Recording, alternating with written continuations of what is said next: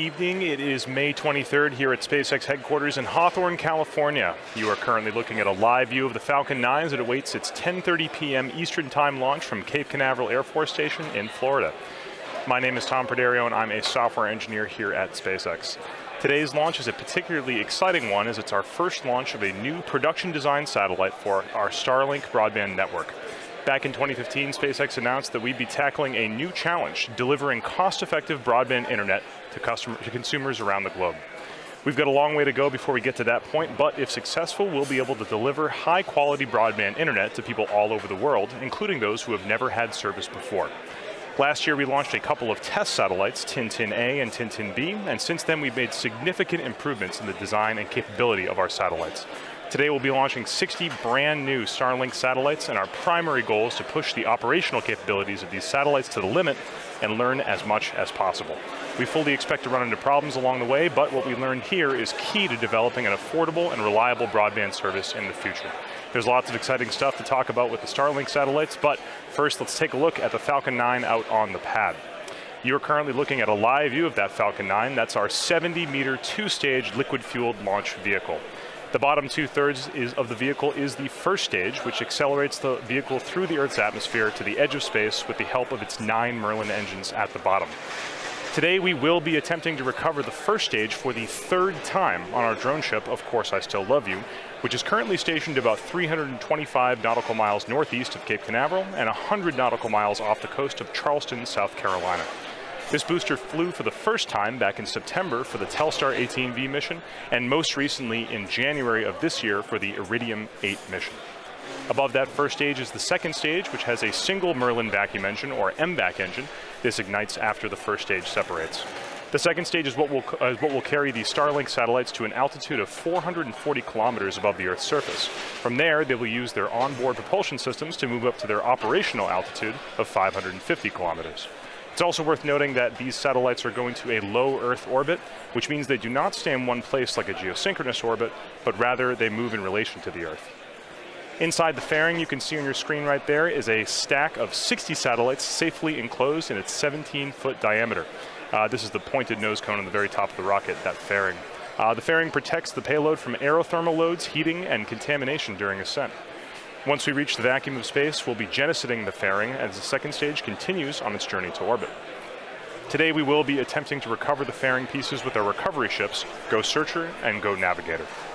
The Falcon 9 rolled out to the pad with the payload last night and went vertical this morning. The chief launch engineer held a technical poll at T-1 hour, and the launch director held a propellant load and launch go, no-go poll at T-38 minutes. The Falcon 9 has begun loading propellants and has been doing that since T-35 minutes.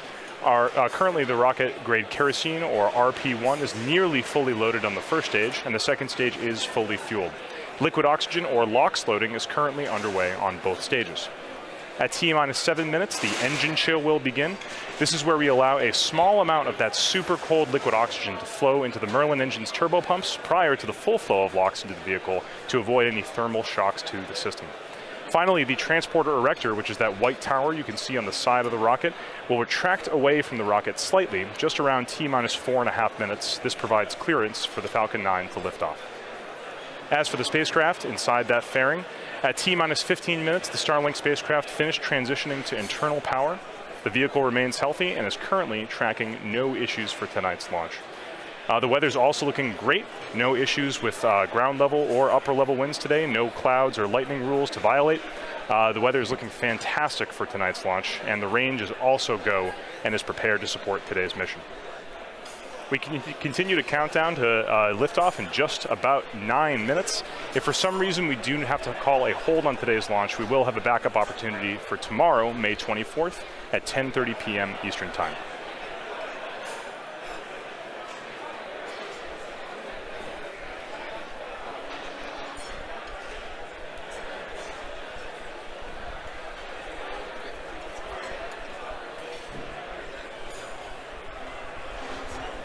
Today, most satellite internet service comes from geostationary satellites, or geosatellites. These are satellites that sit at one point very high above the Earth and provide connectivity over a broad area. The main drawback of this setup is that you have a higher latency or delay in the signal provided because they're so far above the Earth. Satellites like this are also generally more expensive to produce and launch. Low Earth orbit satellites are much closer to the Earth and so have much lower latency or delay in their signal. The satellites are also smaller and less expensive to launch. Here you can see an animation that represents how the Starlink constellation operates. Again, you have a high number of satellites in constant motion covering all parts of the globe. And since they're so low to the Earth, that latency or the delay from the signal going from the ground to the satellite and back down to the ground is much lower than a geostationary satellite. We've learned a lot over the past year and have had a lot of fun testing out the capabilities of those two test satellites. We successfully communicated with ground stations to run 4K video and even play video games over the link. And we also partnered with the Air Force Global Lightning program to demonstrate how over 600 megabits per second of throughput to an aircraft in flight, which is super exciting for those of you who travel frequently. The bulk of our team working this project is based in Redmond, Washington, and watching today's exciting launch, as you can see on your screen right there, they're just as excited as we are in Hawthorne to see this rocket take off tonight. As I mentioned earlier in the webcast, this is our first launch of a production-designed satellite system as part of our effort to launch a next-generation broadband internet satellite constellation. This will be, fun fact, this will actually be the heaviest payload ever flown on a Falcon 9 rocket, weighing roughly 30,000 pounds. Each of those individual 60 satellites weighs about 227 kilograms or 500 pounds each. So while they're smaller than a typical communications satellite, they're still pretty sizable when you stack them all together. And that flat panel design maximizes space, allowing for a very dense launch stack, as you can see right on your screen right now, to take full advantage of that Falcon 9's launch capabilities. Starlink is also the very first Krypton-propelled spacecraft ever flown. Aside from being the native planet of Superman, Krypton also happens to be a nice blend of cost-effective and efficient propellant for ion propulsion. These ion thrusters enable the satellites to orbit raise, maneuver in space, and deorbit at the end of their useful life. The satellites also have a singular on-orbit solar array. This is one larger panel instead of two, which minimizes potential points of failure. Solar cells are standardized and easy to integrate into the manufacturing process. The Starlink satellites are also equipped with an autonomous collision avoidance system. To our knowledge, this is the first of any satellite constellation ever. The satellites use inputs from the Department of Defense's debris tracking system to autonomously perform maneuvers to avoid collisions with space debris and other spacecraft. This capability reduces human error, which allows for a more reliable approach to collision avoidance. In addition, 95% of all the components on the satellites are demisable, which means that when these satellites are at the end of their life, they will be naturally slowed by the Earth's atmosphere and ultimately be vaporized into dust as they re-enter. At 95% demisable, the satellites exceed current safety standards, and future iterative designs will go even further, shifting to a full 100% demisable material design. Also, while flying at a lower altitude of 550 kilometers, we ensure that the satellites will quickly and easily demise at the end of their life cycle. Once they reach the end of their life, the satellites will utilize their onboard ion propulsion system to deorbit over the course of a few months. In the unlikely event that a propulsion system becomes inoperable, the satellites will naturally passively decay because of atmospheric drag within 1 to 5 years, which is significantly less than the 25-year industry standard for low Earth orbit, or the thousands of years required if you're at a higher altitude. We are currently just about T-minus 5 minutes until liftoff. Falcon 9 is moving into the final stages of its countdown. The first and second stages are both fully loaded, nearly fully loaded, with 1 million pounds of kerosene fuel and liquid oxygen. The first stage should finish prop loading at about T-minus 3 minutes, and the second stage will finish just after at T-minus 2. We're approaching that T0 mark quickly, so we'll listen into the countdown momentarily. At T-minus 60 seconds, be sure to listen in for the call-out that the Falcon 9 is in startup. This means that the rocket's autonomous internal flight computers have taken over the launch countdown. The Starlink payloads in that fairing continue to be healthy, and the F9 team is currently tracking no issues aboard the rocket. Weather looks great for tonight's launch out of the Cape, and the range is green for launch. So with no issues, let's listen in to the countdown net for the final 4 minutes.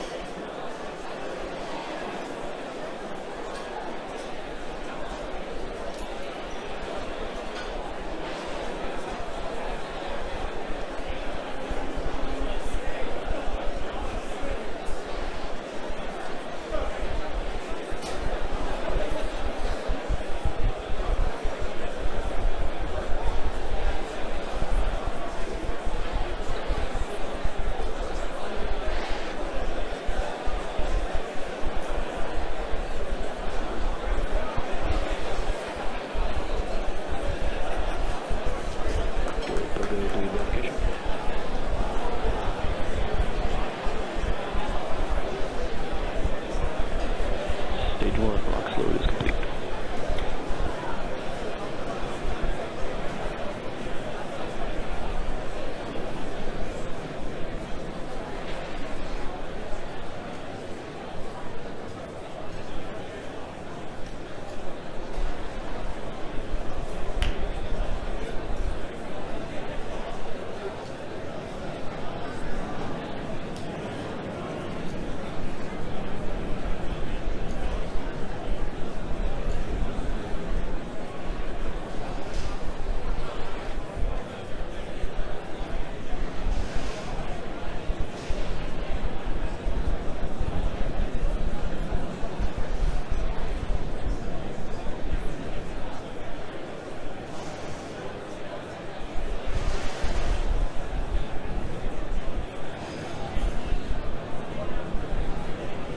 Stage 2 LOX load is complete.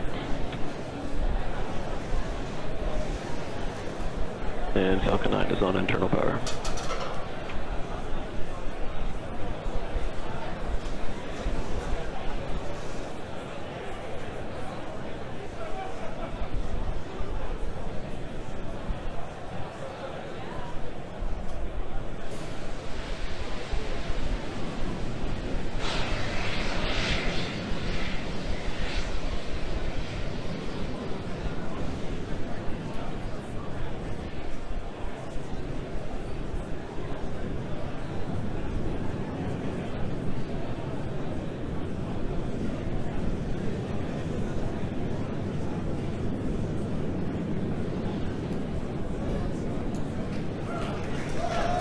And Falcon 9 can start up. Gas closeout complete. Stage 2, press for flight. Go for launch.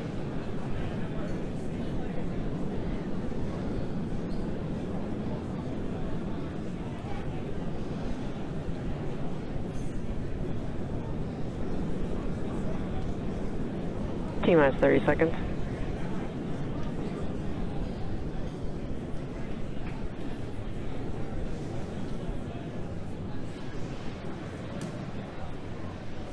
Stage 1's at startup pressures. T-minus 15 seconds. Falcon 9 is configured for flight.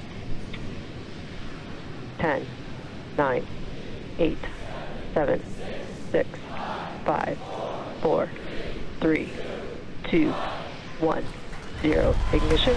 Liftoff. Go Starlink. Go USS.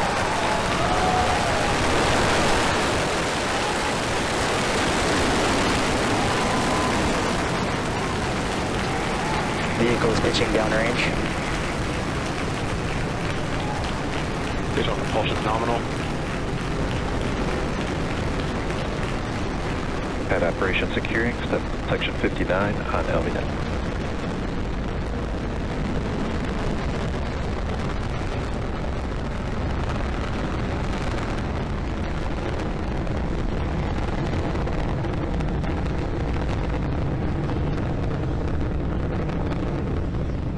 Power and telemetry nominal.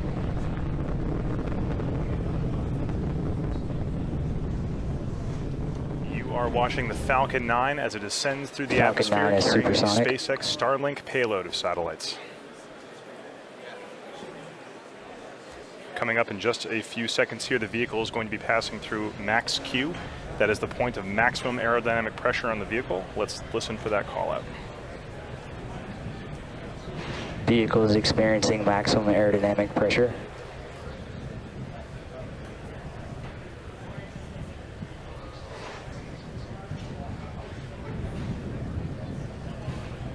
The vehicle has passed through max Q, which means that the atmosphere is only going to get thinner from here on out. Coming up shortly at T plus 2 minutes and 35 seconds is going to be, or excuse me, T plus 2 minutes and 32 seconds is going to be MECO. That stands for main engine cutoff. That's when those 9 Merlin engines you can see burning on your screen right now will shut off or cut off. Shortly, only a few seconds after that, will be stage separation at 2 minutes and 35 seconds, quickly followed by SES1. That stands for second engine start 1. That's when that single Merlin vacuum engine will ignite after stage separation. All telemetry looks nominal from that first stage right now, and trajectories look good.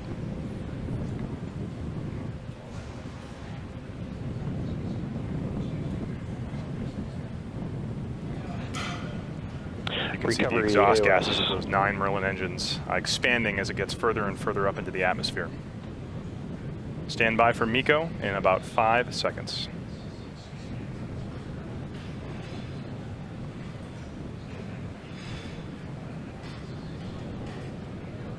Stage separation confirmed.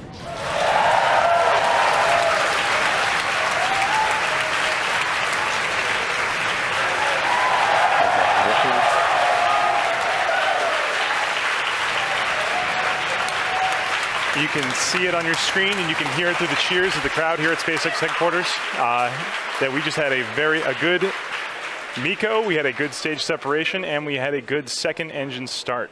That second stage is now burning brightly on the right-hand side of your screen, accelerating the Starlink stack towards its deployment altitude.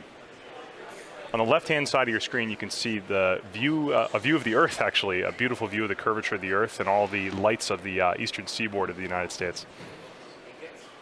That camera on the left-hand side is attached to the top towards the inner stage of the first stage. And on your right, you can see the fairing deploy from that Starlink satellite stack.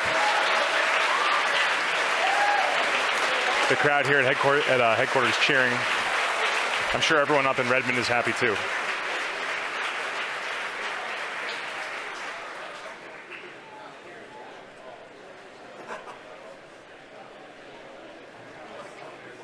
So at this point in the mission, there are 2 things happening simultaneously. On the right-hand side of your screen, you can see that's the SpaceX Starlink stack right there, now exposed to the vacuum of space that we've jettisoned that payload fairing from the top of the rocket. Right now you can see a view of the bottom of the second stage. That is the Merlin vacuum engine, currently burning brightly, doing its first of 2 burns to raise those satellites up to their deployment altitude of 440 kilometers above the Earth. The next step for this second stage is going to be SECO 1. That's going to happen at 8 minutes and 47 seconds. But while that's happening, we'll be watching the first stage also coming back down towards the surface of the Earth.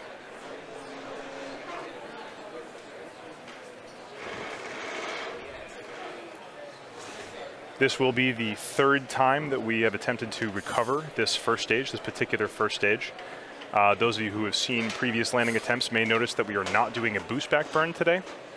This is because boost back burns are typically used to cancel out the horizontal velocity of a first stage as it goes away from the launch pad and then bring it back towards the Cape. For tonight, we're doing a drone ship landing on Of Course I Still Love You, so we just position the drone ship out in the Atlantic Ocean Second to catch stage it is following at the an end of its nominal trajectory.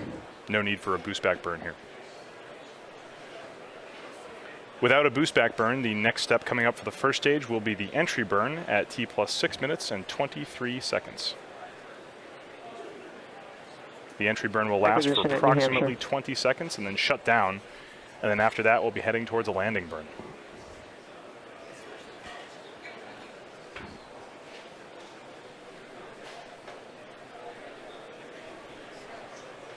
All telemetry looks good from that second stage as it continues to pick up speed towards that intended deployment altitude.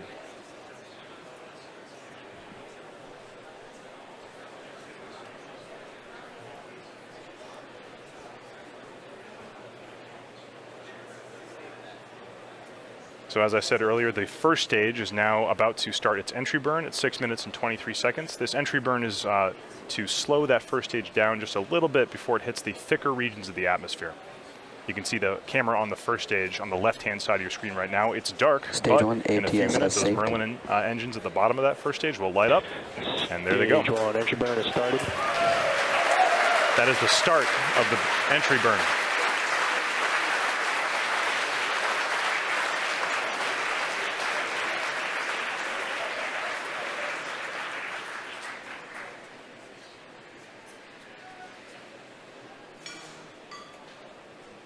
And stage 1 entry burn shutdown. And that's it. That is the end of the entry burn. The next step for that first stage is going to be the landing burn.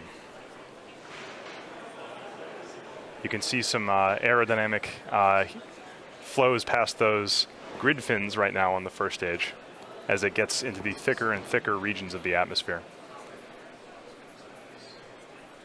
Those grid fins help Second stabilize the stage first stage continues as to it heads follow a back down nominal towards the trajectory. deck of Course I Still Love You.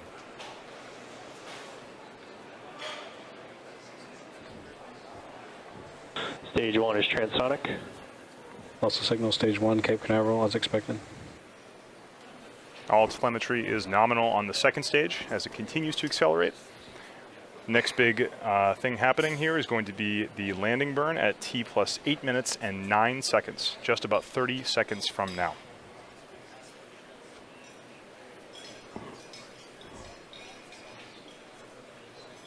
For those of you just joining us, we did have a successful liftoff at 10:30 p.m. Eastern Time from Cape Canaveral. The first stage was able to successfully separate and is now heading back for its third landing attempt in its history. Stage 1 landing burn has started. The landing burn has started as scheduled. We don't currently have video from that first stage, but stand by. We may Vehicles be in able to terminal get guidance. something from the drone ship. Landing burn started at 8 minutes and 9 seconds, and the landing is scheduled Landing legs are for deployed. 8 minutes and 30 seconds, just about now. You can Stage tell that here 2 at SpaceX FTS headquarters, is we safe. haven't yet gotten any video from the drone ship, but we're just waiting for confirmation. And this is recovery. Falcon 9 has landed. Landing operators moving to procedure 11.100 on recovery 1 and ECF 9. While we're waiting for that, we are expecting SECO to happen shortly. That is second engine cutoff. Back shut down. It sounds like we may have confirmation that the first stage has landed. That is a shot from Of Course I Still Love You of the first stage of the Falcon 9 rocket for its third landing. Nominal parking elbow insertion.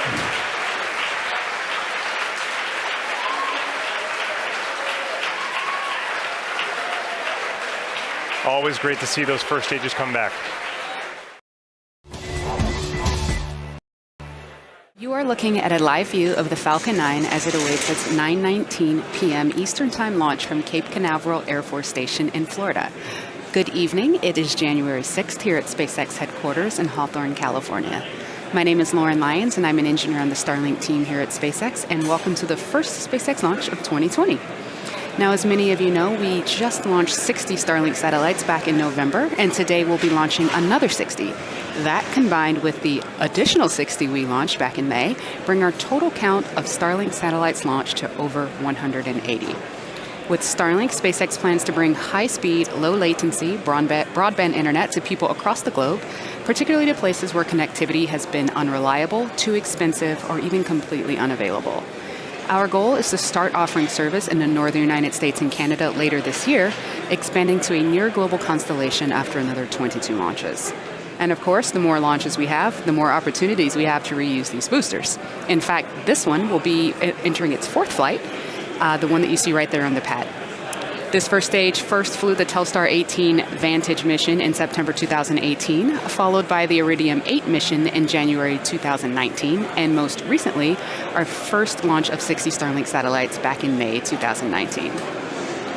We're going to be attempting to recover this Falcon 9 first stage for the fourth time on our drone ship, Of Course I Still Love You, which is currently stationed about 339 nautical miles off the east coast of Florida. We will also be attempting to recover a payload fairing. A payload fairing half using one of our fairing recovery vessels, Miss Tree. We're continuing countdown to liftoff right now, but if for some reason we have to call hold on today's launch, we'll have a backup opportunity tomorrow, January 7th at 8:57 p.m. Eastern. But at this time, all systems are go for an on-time liftoff. My name is Jesse Anderson, and I'm a lead manufacturing engineer here at SpaceX. Right now, we're looking at a live view of Falcon 9, our 70-meter two-stage liquid-fueled launch vehicle. Falcon 9 rolled out to the pad with the payload and went vertical early this morning. The chief engineer held a technical poll at T-1 hour, and launch director held a propellant load and launch go, no-go poll at T-38 minutes. Falcon 9 has been loading propellant since T-minus 35 minutes, and currently our rocket-grade kerosene, or what we call RP-1, is nearly fully loaded on the first stage, which is the bottom two-thirds of the vehicle that you see there on the screen. The first stage is responsible for accelerating the vehicle through Earth's atmosphere to the edge of space with the help of 9 Merlin engines. Above that first stage is the second stage, which has a single Merlin vacuum or MVAC engine, which ignites after the first stage separates. The second stage is what will carry the Starlink satellites to an altitude of 290 kilometers above the Earth's surface. At this time, the second stage is fully loaded with fuel, and liquid oxygen is currently loading on both stages. The stack of 60 satellites is safely enclosed inside of the 17-foot diameter payload fairing, which is the pointed enclosure on the very top of the rocket, and you can see that right there on your screen. Once we reach the vacuum of space, we will deploy the fairing as the second stage continues on its journey to orbit. As for weather, looks like we have some mostly clear skies with some light winds, overall looking good for an on-time launch today in Cape Canaveral. But we will continue to monitor this all the way down to T-minus 0 to ensure that weather remains good for launch. The Air Force range is prepared to support today's mission. Waters are clear of any ships, and the range continues to ensure the safety of our launch. With that, the vehicle, satellites, weather, and range are all looking good for an on-time liftoff just a few minutes from now. Now, if you've been following Starlink's development, you might know that most satellite internet services today come from geostationary satellites. These are single satellites that orbit the planet at about 35,000 kilometers, covering a fixed region above the Earth. Starlink, on the other hand, is a constellation of multiple satellites that orbit the planet at a much lower altitude, at about 550 kilometers, and they cover the entire globe. And because they're in a low orbit, the round-trip data time between the user and the satellite, also known as latency, it's much lower than with satellites in geostationary orbit. This enables Starlink to deliver services like online gaming that are usually not possible on other satellite broadband systems. Now, after the Starlink satellites are deployed from Falcon 9 at 290 kilometers above the Earth, they'll use their onboard ion thrusters to raise themselves to their operational altitude of 550 kilometers. As you may recall, these ion thrusters are powered by Krypton, making Starlink the first Krypton-propelled spacecraft ever flown. Now, during orbit raise, the satellites are closely clustered together, and their solar arrays are positioned in a special low-drag configuration, making the satellites appear visible from the ground just after deployment. However, once the satellites reach their operational altitude and begin on-station service, their orientation changes, and the satellites become significantly less visible. While it's really cool to catch a glimpse of those satellites from the ground, they can sometimes be a distraction for astronomers. So on this flight, Starlink is testing an experimental darkening treatment on one satellite in order to further reduce the light reflection on the satellites. We also make early satellite tracking data available to astronomers so they can better coordinate their observations with their satellites. These measures, along with our work with leading astronomy groups, will enable SpaceX to bring internet access to underserved and unserved populations around the world without materially impacting views of the night sky. We are currently about 5.5 minutes from liftoff. Falcon 9 is now moving into the final stages of the countdown. At T-minus 7 minutes, engine chill began. This is where we allow a small amount of the super chilled liquid oxygen to flow into the Merlin engine turbo pumps prior to the full flow of liquid oxygen into the vehicle to avoid any shocks to the system. Liquid oxygen is also what is creating the white puffs around Falcon 9. We continue to load super chilled liquid oxygen, or LOX, into the stage until just before liftoff. And when that super chilled liquid oxygen comes into contact with the ambient air around it, it creates the clouds that you will see around the vehicle on your screen right there. And just a few moments ago, or coming up in about 15 seconds actually, at T-minus 4.5 minutes, the transport erector will retract away from the rocket slightly and provide some clearance of Falcon 9 for liftoff. You should be able to see that on your screen. The first and second stages are both nearly fully loaded with 1 million pounds of kerosene fuel and liquid oxygen. First stage should finish prop loading at T-minus 3 minutes and second stage at T-minus 2 minutes. At T-minus 60 seconds, be sure to listen in for the call out that Falcon 9 is in startup. This means that the rocket's autonomous internal flight computers have taken over the launch countdown. The Starlink payloads continue to be healthy. The Falcon 9 team is tracking no issues on the rocket. Weather is looking good. The range is green for launch. So let's listen in to the last few minutes of the countdown.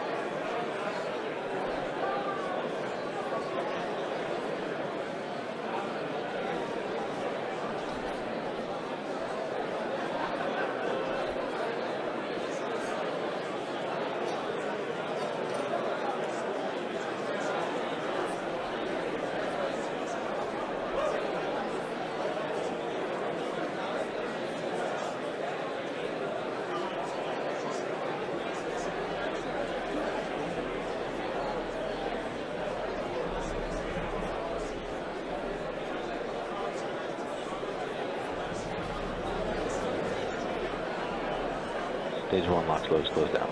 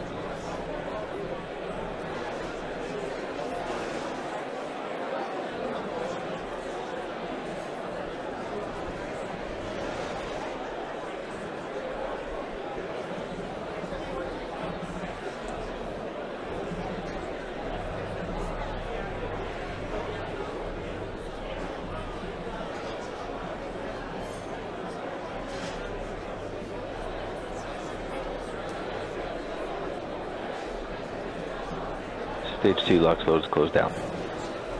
And vehicles on the internal power.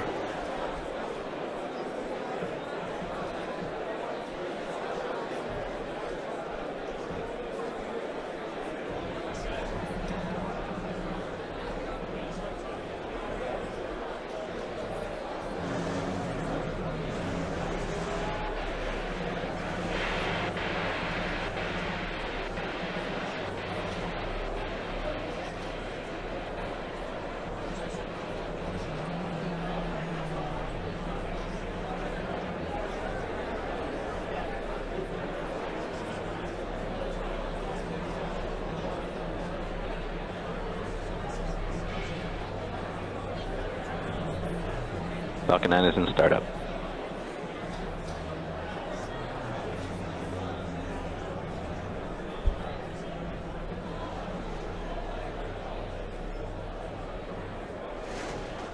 Go for launch.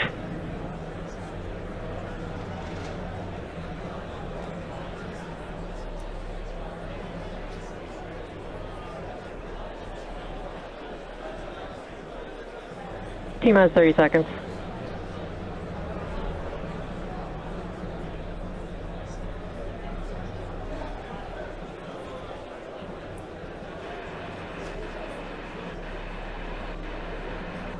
T-minus 15 seconds. 10, 9, 8, 7, 6, 5, 4, 3, 2, 1, 0. Ignition, liftoff. Go Starlink to the Falcon, Space Force inaugural launch.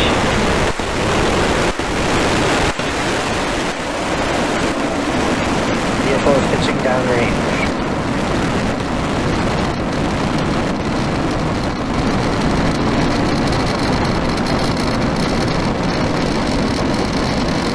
Stage 1 propulsion nominal.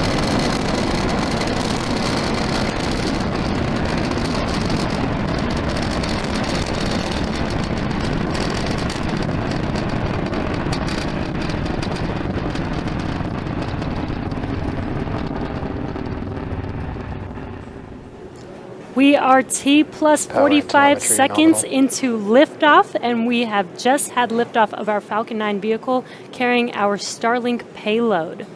In just about 15 seconds from now, we will be passing through max Q. This is the largest aerodynamic pressure that the vehicle will see throughout ascent. And we've got an awesome view of liftoff right now. Vehicle is passing through maximum dynamic pressure. And we just heard that call out for passing through max Q. Now coming up in about a minute will be a rapid succession of events, main engine cutoff, or what we call MECO, followed immediately by stage separation and SES1, which is second engine start. Now MECO is where we shut down that main engine on the first stage booster to allow the vehicle to slow down just enough to separate from second stage.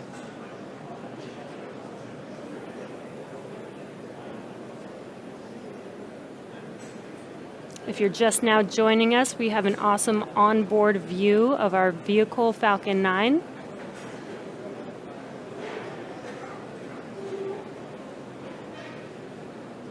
And in about 30 seconds will be those three events: MECO, main engine cutoff, stage separation, and SES1.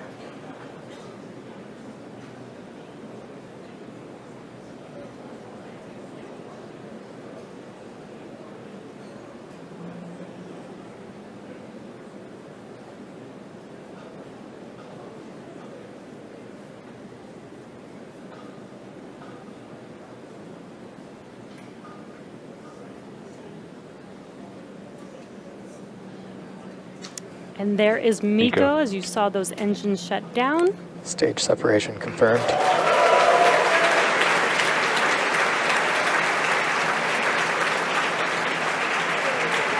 And there is stage separation and second engine start. You can see that second engine on your right screen glowing bright red. Now in about 20 seconds we will have fairing deploy.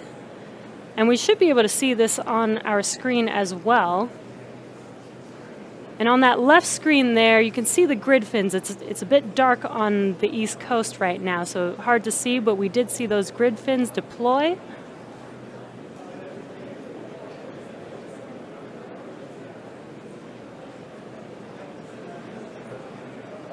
Fairing separation confirmed. And there is fairing deploy. So as Lauren mentioned earlier, we will be attempting to catch one of the fairing halves on our recovery vessel, Miss Tree, but we will not be able to show this live, so check in with our social media for updates.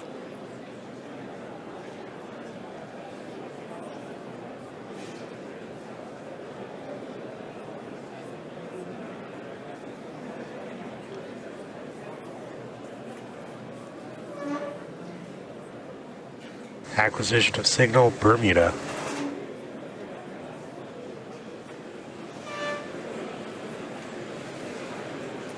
That is beautiful. Now there are a series of events coming up with both stage 1 and stage 2 before we reach our parking orbit and enter that first coast phase.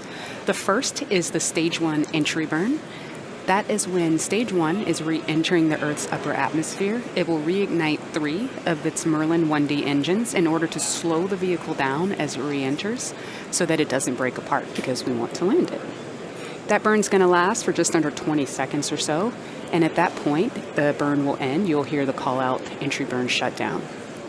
A couple minutes after that, we will see our stage 1 landing burn. That is where we will reignite one engine, E9, it's that one right in the middle, and it's going to burn for just over 20 seconds and hopefully leave stage 1 standing up nice and tall on that drone ship. But at the very same time, on nominal trajectory. As you just heard, second stage is on a nominal trajectory. That's really good news. And speaking of second stage, right as the drone ship lands, you should hear the call out for SECO 1. That's where we shut down the second stage engine to enter that coast phase.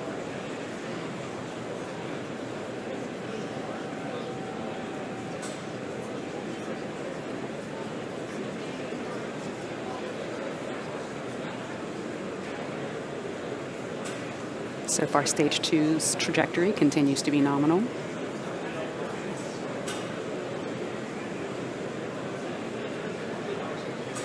Stage 1 has also drifted up to its highest altitude and is now beginning its descent.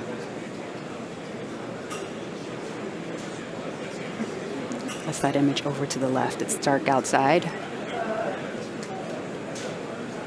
Oh, dark in space.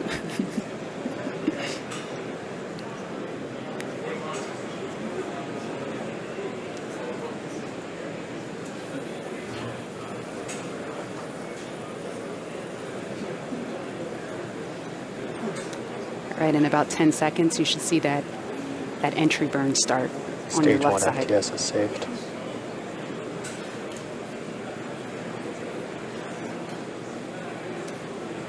Stage 1 entry burn startup.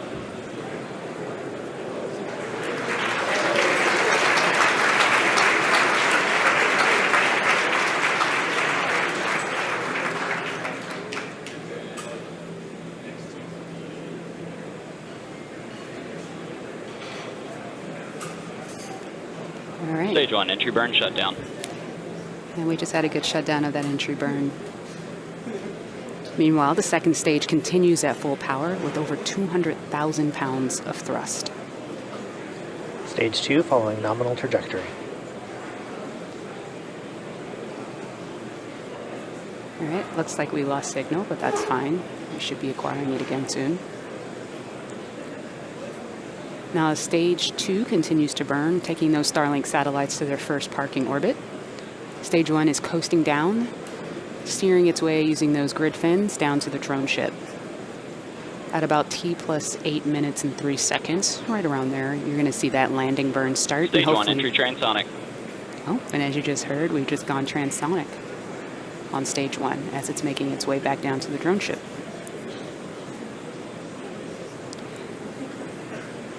So the atmosphere is actually what's slowing the vehicle down, stage 1, as it's now re-entering the Earth's atmosphere and coming down to the thicker parts.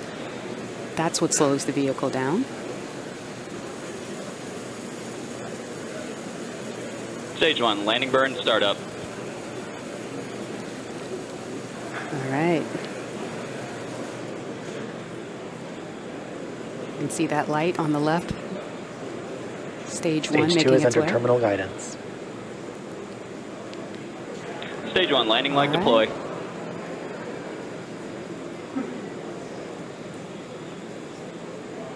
And yes, we have another landing. This is the 4th landing of this vehicle and the 48th Falcon 9 first stage landing to date. It was awesome. We got video the whole time. That was cool. All right, stage 2 is still Stage 2 doing work. FTS is saved. Seco should be coming up any moment.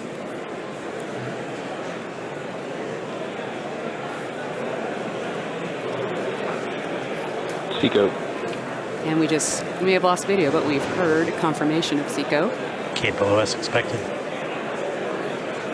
And let's listen to see if we're in a good GNC orbit. confirms good insertion accuracy. All right, and GNC has confirmed good orbital insertion. Now with that, we're about to enter a coast phase, so we're going to take a quick break, but we'll be leaving you with this cool animation that lets you visualize where Falcon and the Starlink satellites are on orbit. We'll be back at about T plus 44 minutes for a second stage relight, followed by another coast Newfoundland period and acquisition then of signal. deployment of the Starlink 60 satellites.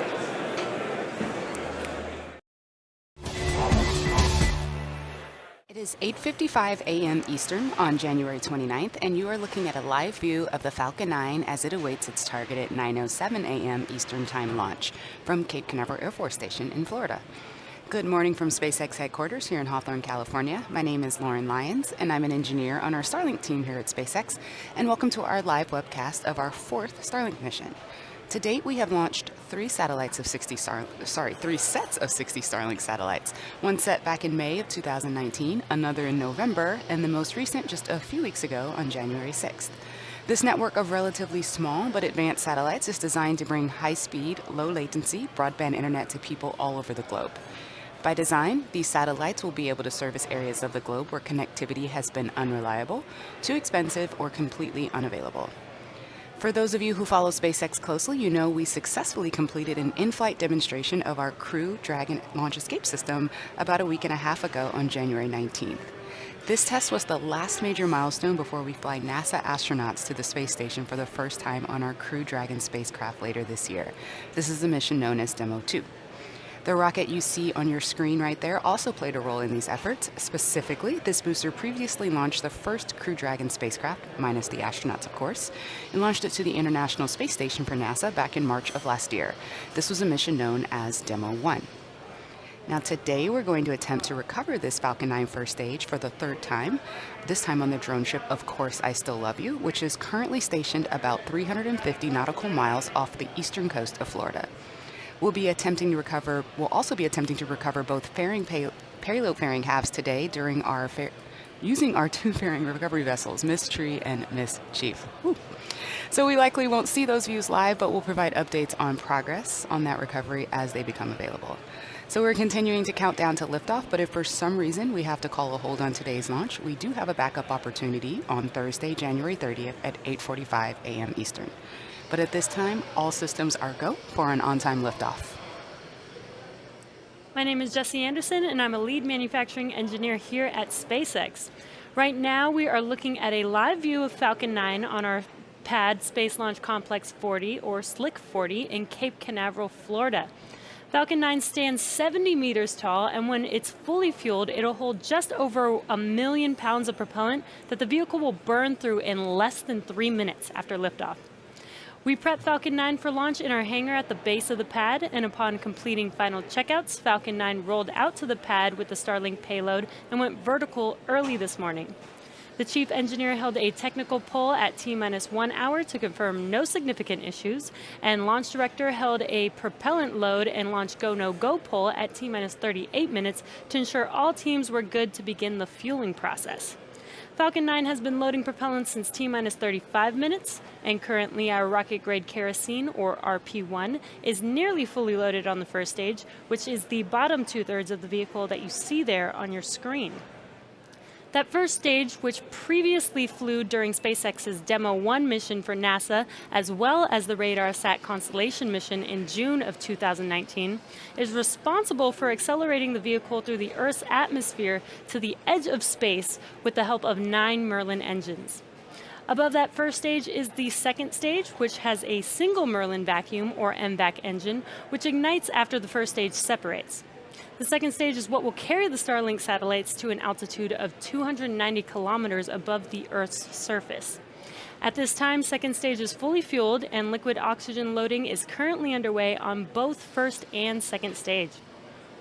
The stack of 60 satellites is safely enclosed inside of the 17-foot diameter payload fairing, which is the pointed enclosure on the very top of the rocket, and we've got a nice view of the satellites stacked up right there. These are flat satellites, so you can see that there on your screen. And once we reach the vacuum of space, we will deploy the fairing as the second stage continues on its journey to its final orbit. So far, weather is looking good during our launch window for an on-time launch, but we'll be keeping an eye on this all the way down to T-0. The Air Force range is prepared to support today's mission. Waters are clear of any ships, and the range continues to ensure the safety of our launch. The vehicle, satellites, weather, and range are all looking good for an on-time liftoff just a few minutes from now.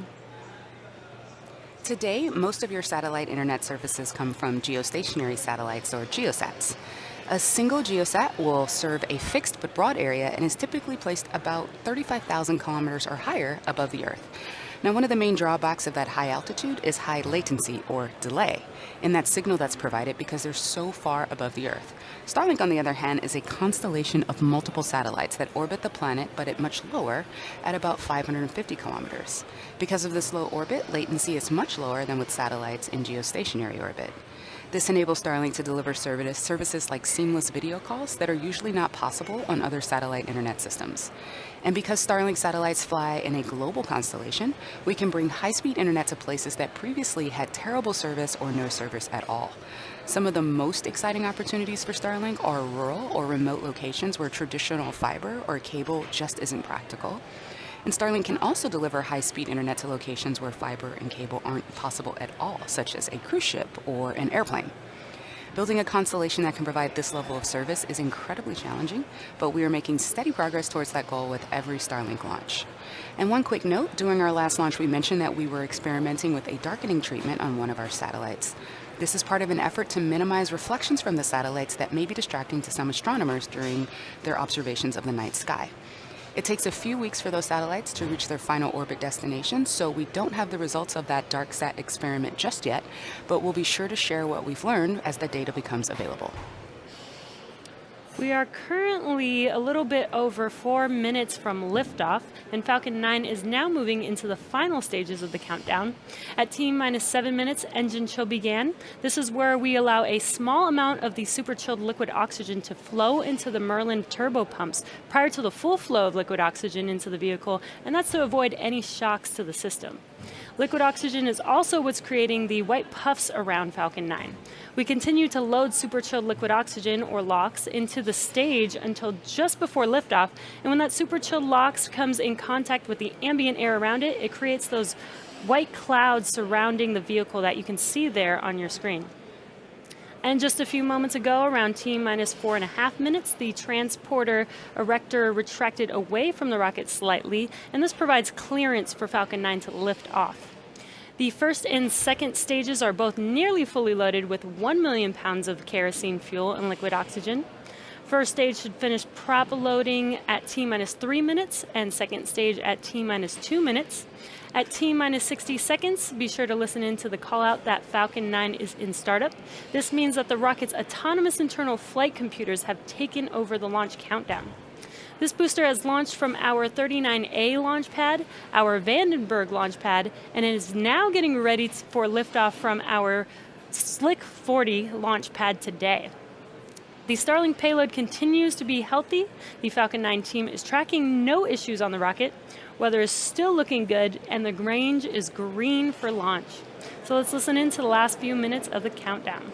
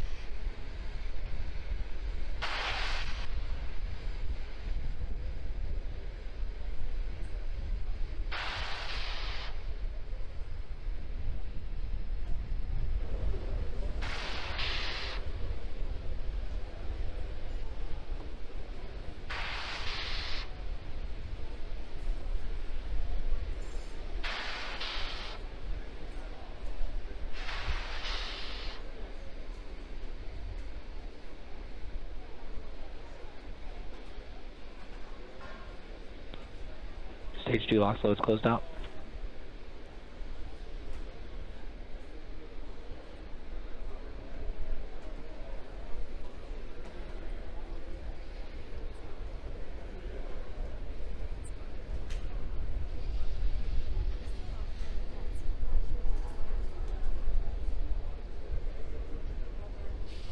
Ground gas closeout starting.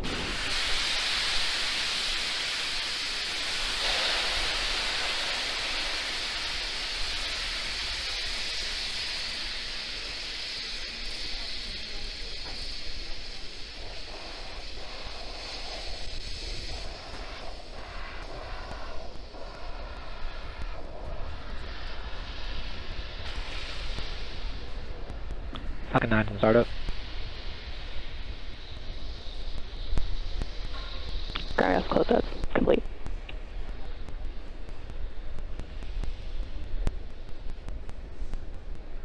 LDs go for launch.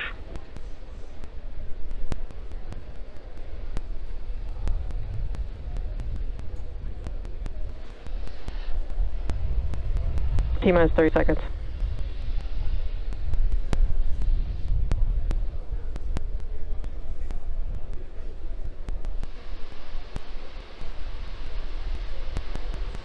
T-minus 15 seconds. 10, 9, 8, 7, 6, 5, 4, 3, 2, 1, 0. Ignition, liftoff.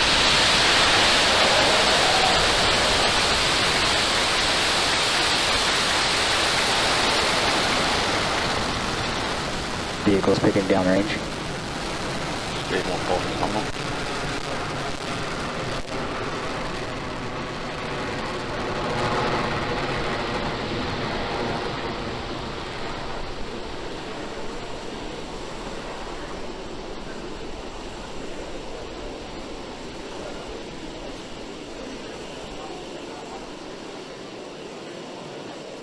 It is T plus 45 seconds, and we've just had a nominal liftoff of our Falcon 9 vehicle carrying our Starlink payload on its way to its targeted orbit. In just about 20 seconds coming up here, we will be passing through Max Falcon 9 is supersonic. That is the maximum aerodynamic pressure that the vehicle will see, which is the largest structural load that the vehicle sees throughout ascent.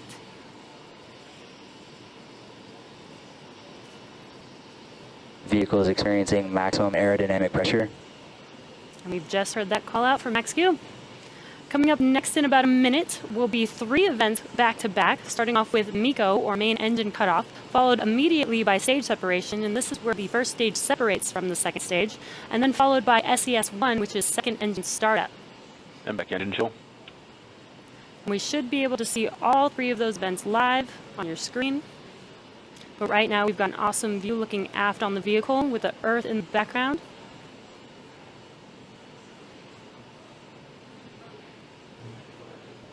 Now, if you're just now joining us, we're about 30 seconds away from MECO, main engine cutoff, stage separation, and SES-1, or second engine start 1.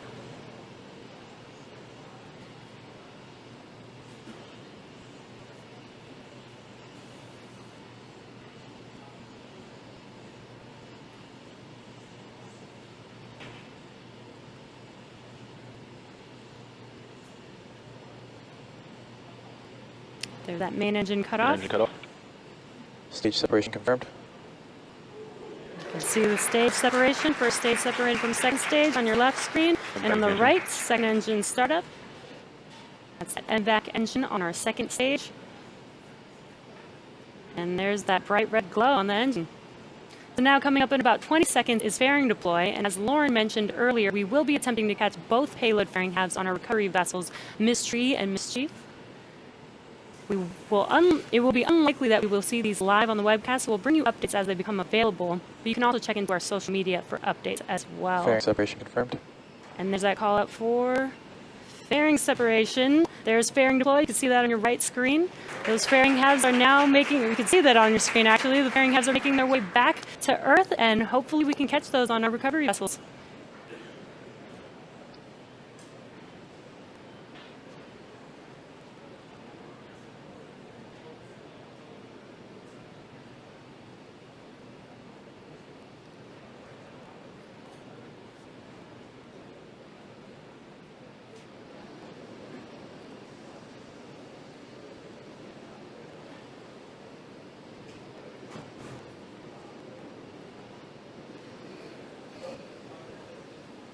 AOS Bermuda.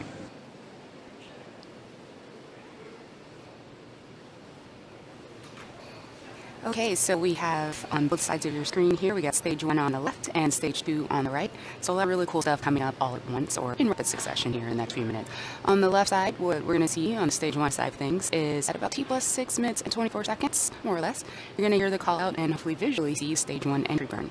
That's where we reignite 3 of those Merlin 1D engines, and that allows the first stage to slow down and re-enter the upper part of your Stage 2 is on a nominal trajectory. As you just heard, stage 2 is a nominal trajectory. That's really cool. Meanwhile, stage 1 is coasting down, getting ready for that entry burn. That burn's going to last just under 20 seconds. After the entry burn, stage 1 will continue to coast down towards the drone ship, and at about T plus 8 minutes or so, you're going to hear the call out for the landing burn. That's where we ignite a single Merlin 1D engine, the center engine E9, and that slows the vehicle down to 0 velocity, and hopefully you'll see a cool image of it standing right up on the drone ship. Meanwhile, stage 2 continues to perform nominally, wherein the MVAC is at full power. Now, right after the stage 1 landing, about 20 seconds later, you're going to hear the call out for SECO 1. That's second engine cutoff 1.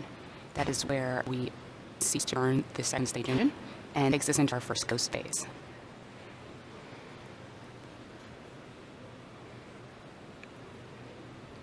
That stage 2 engine is burning with more than 200,000 pounds of thrust as it takes that stack of 60 Starlink satellites to its first parking orbit. Stage 1 entry startup. All right, see that entry burn as it started.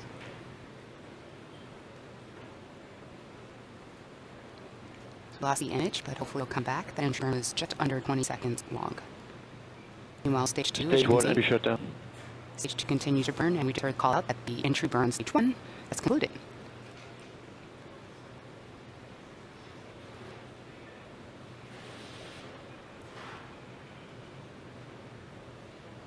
Stage 2 continues on the nominal trajectory.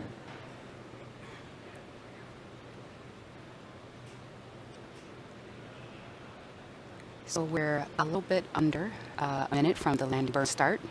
Meanwhile, stage 2, as you just heard, continues on a nominal trajectory. Stage 1 transonic.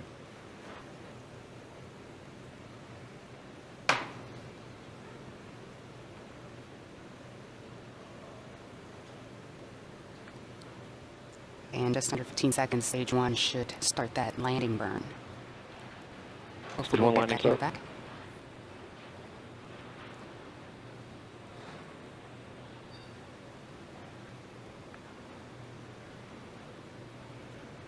Right, that landing burn is currently going. Unfortunately, we don't have the video from the vehicle, but we do have the drone Stage 1 video. line deploy. Stage 2 is a terminal guidance. Alright, and yes! Awesome. That's the third landing of this booster. Second time landing, of course, I still love you. Terminal has landed. Operators, please proceed. Very cool. And And any second now, we should be seeing Seco 1. That is where that second stage engine will cut off.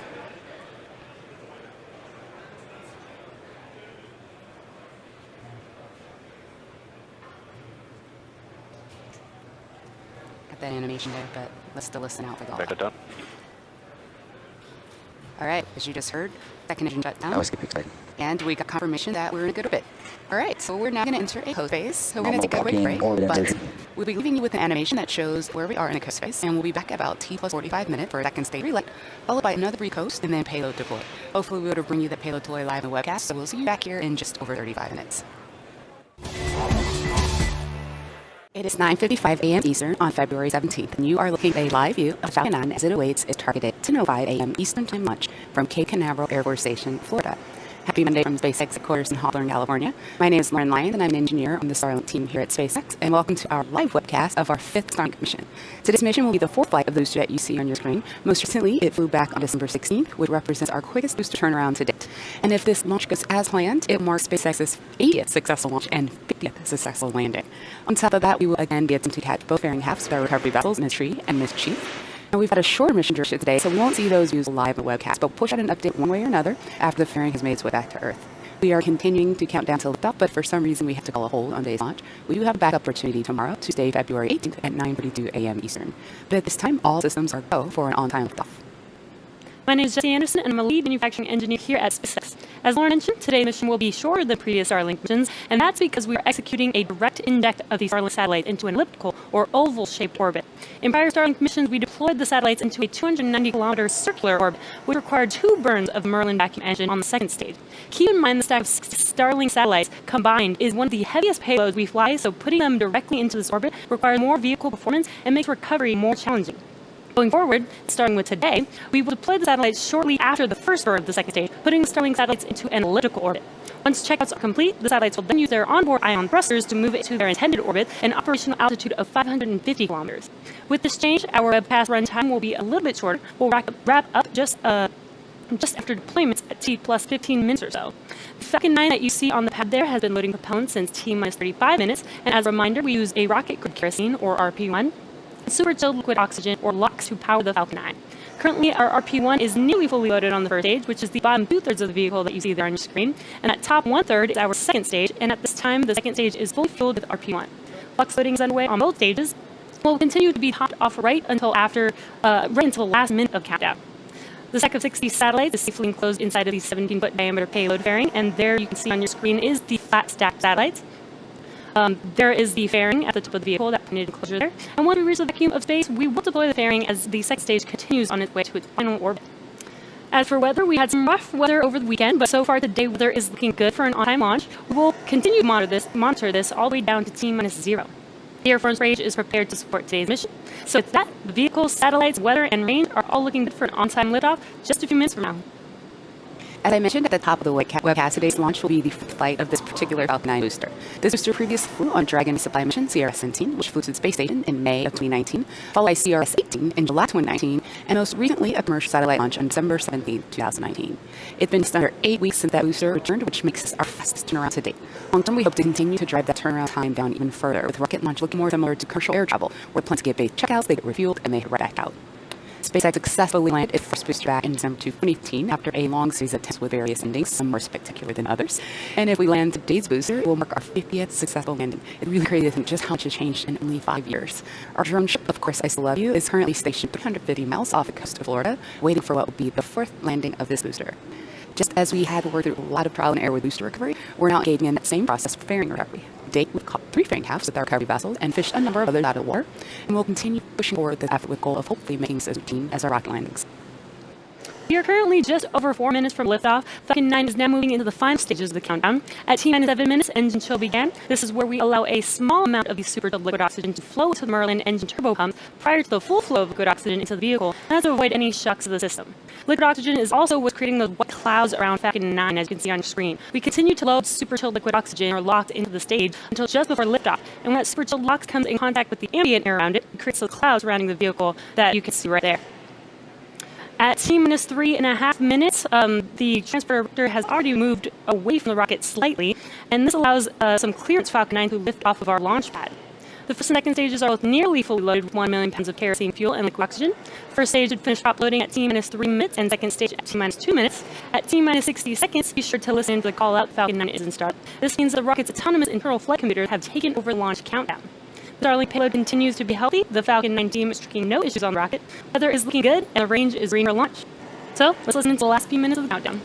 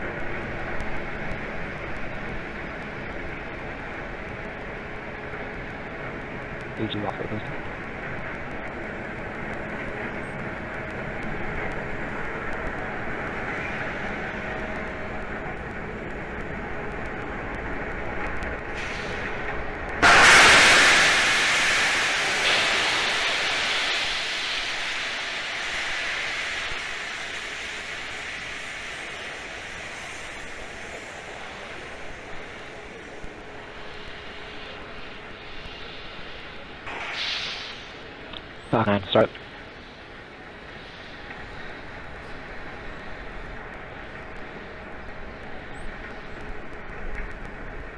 Ready, go for launch.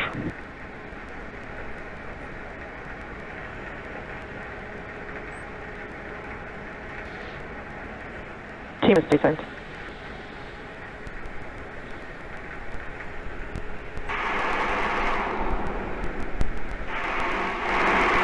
Team is 2 seconds. 10, 9, 8, 7, 6, 5, 4, 3, 2, 1, 0. Ignition, liftoff.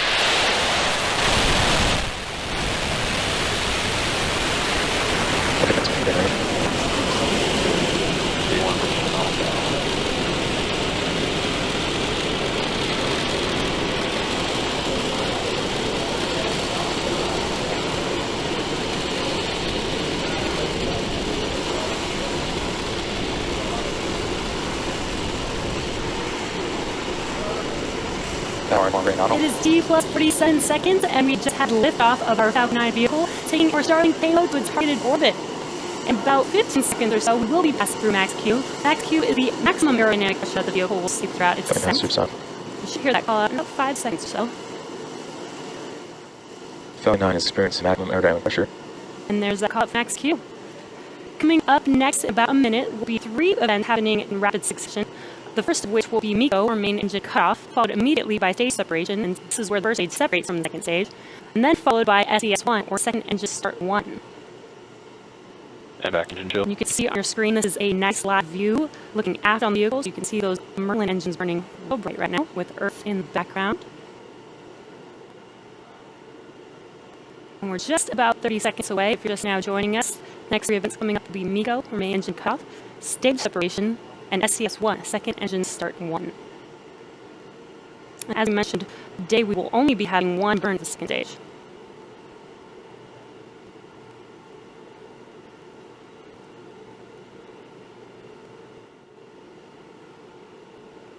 MEGO. Stage separation confirmed. And there we just had MEGO, main engine cutoff, and stage separation. And ignition. And second engine start 1 on your right screen. The engine is starting up and should be turning bright red shortly here. There it is. Now coming up about 5 seconds, we will have fairing deploy. You should also be able to see this on your screen. Fairing separation confirmed. And there is fairing deploy. Now both fairing hubs are making our way back to Earth. Let's hope that we can catch both of them today on the stream as Chief.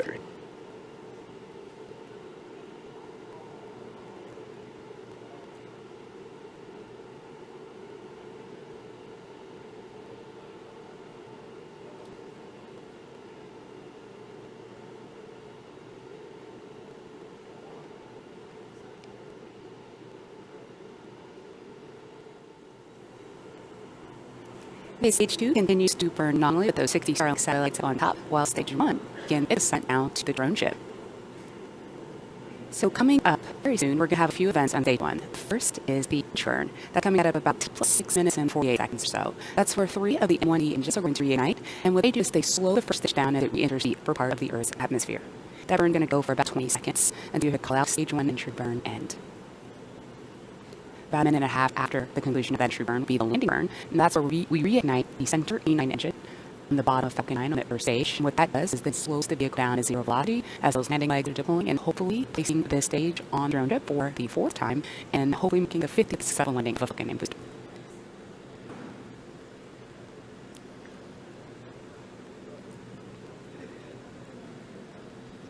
Stage 2 trajectory continues to be nominal. We're hearing that impact power is good. Everything is looking really awesome.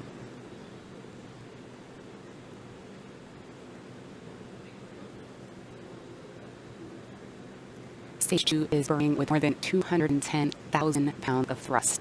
And the 6 satellites that are on top of the second stage are going to join the previous batch of Starlink satellites already in orbit, further filling our constellation, which is another step closer to providing high-speed, low-latency internet access to people on that beautiful blue planet right there, targeting places where broadband connectivity options like fiber are too expensive or unreliable or even sometimes completely unavailable.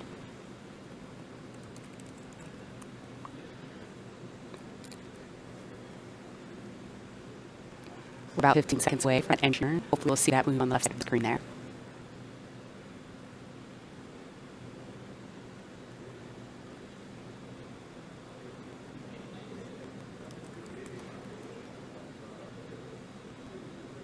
Stage 1 takes the safe. Stage 1 entry burn start. And as you can see, that entry burn has begun. Fairing vessel to EOS. We lost the download there for a second, but hopefully we'll get it right back soon. And Stage 1 entry burn shutdown. Alright, as you just heard, that entry burn has concluded, and I'm also hearing that it was a pretty good one. So coming up next for Stage 1, in just under a minute, is going to be the landing burn. This will be if it's the 50th successful landing of a booster, but a Falcon booster, not necessarily a Falcon 9. We've landed boosters for Falcon Heavy as well, and this count is one of those.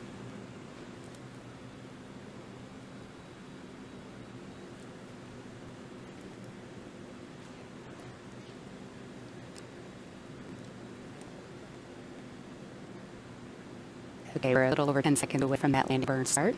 Maybe Stage 2 continues Stage 2 central, guys. Stage 1 landing burn start. Alright, let's see what we can see here on the left side of the screen. It's a beautiful day out there.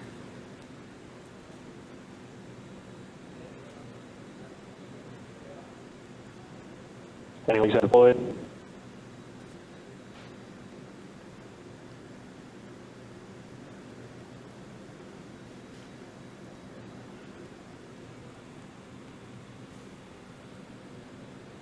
Down. Okay, we we were expecting to call out for landing, and we obviously did see there in the drone dip, so let's look back at Stage 2. And we clearly did not make landing this time. However, day 2, we have from Seja, which is second engine cutoff. Listen for the cloud of the orbit.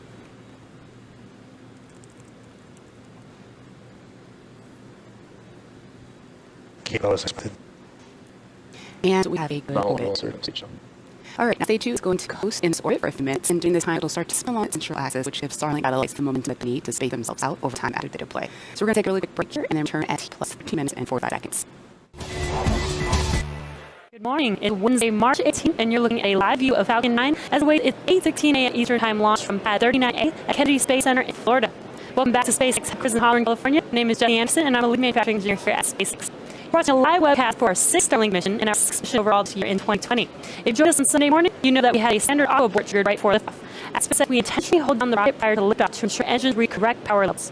On Sunday morning, we had an out-of-family engine reading, which caused an automatic abort. Typically, we would try it again the next day, but today was the first available day on the range, so here we are. As a reminder, today we're launching a set of 60 Starlink satellites. Starlink is designed to provide high-speed, low-latency internet all over the globe, particularly in remote or rural areas where connectivity is limited or completely unavailable. Today's mission will also be the first time we are flying a booster for the 5th time. The most recent flight of this booster was our 2nd Starlink mission back in November. Just like the first stages, we are also starting to reuse our fairing. Today we're flying a reused fairing we previously flew on our 1st Starlink mission. With that, all systems are go for an on-time lift this morning.